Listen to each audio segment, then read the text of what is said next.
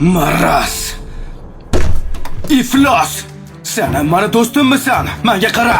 Darding pulligini oldinroq aytganingda, og'zingga siqqanicha pul berardim, maraz. O'zingni bos o'rta, nima bo'pti? Sen menga farzandli bo'la olmaysan degmiding? Ha, shunaqa. Men farzandli bo'la olar ekanman. Bo'ldi, o'zingni bos. O'tir. Odamga o'xshab gaplashsak bo'ladimi? Xo'sh. Kim aytdi senga farzandli bo'la olasan deb? Men boshqa urologga bordim. 10 yillik tajribaga ega urologga. Iloji bor dedi.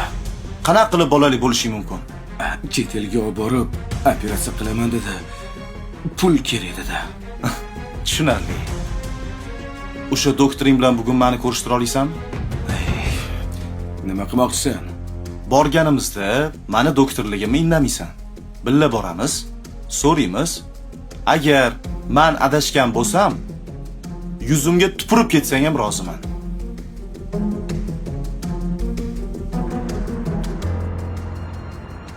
Konfutsiy aytganidek, hayot aslida sodda, ammo biz insonlar uni o'zimiz qiyinlashtirib yuboramiz. Akamiz ham shuncha yil mana begona eshiklarni taqillatib yurgan ekanlar. Bugun bir ilojini topdik. Xudo xolisa, haftaning oxirlariga chet elda operatsiya qilamiz. Siz farzandli bo'lasiz. Qaysi yo'l bilan farzandli bo'la olaman? Bular sizga kim bo'ladilar? Yaqinmi?